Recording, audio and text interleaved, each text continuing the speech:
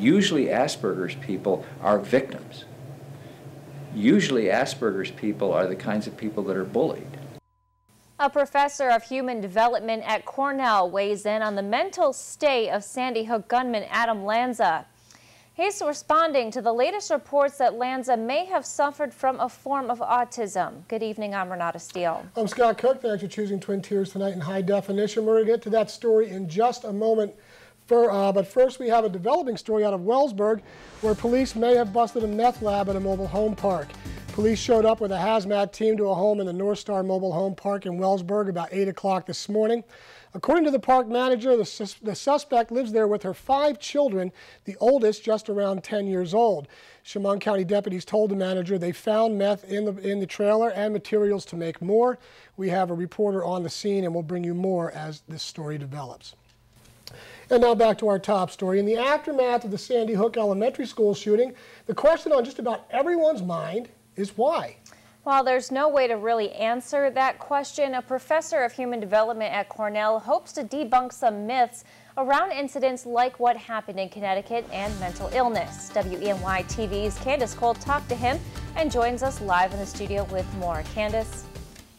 Renata, the man you're about to meet has often been called as an expert witness in capital murder trials and has done extensive research on young people, murder, and mental illness.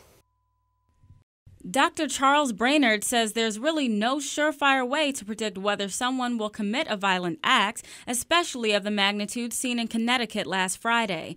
Really, the only commonality with several recent incidents is the assailants were all young and male. Such was the case with July's movie theater attack and the attack against former Arizona Congresswoman Gabrielle Giffords. According to some reports, it said Adam Lanza may have suffered from Asperger's syndrome, though it's important to note that just because someone suffers a mental illness or has behavioral issues, they're not automatically predisposed to carry out acts of violence. In fact, cases of autism and Asperger's suggest the complete opposite, as people with that tend to be bullied and are often victims of violence themselves. One thing that you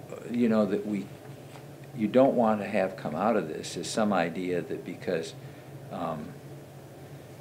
people have mental illnesses, that translates somehow into this sort of thing.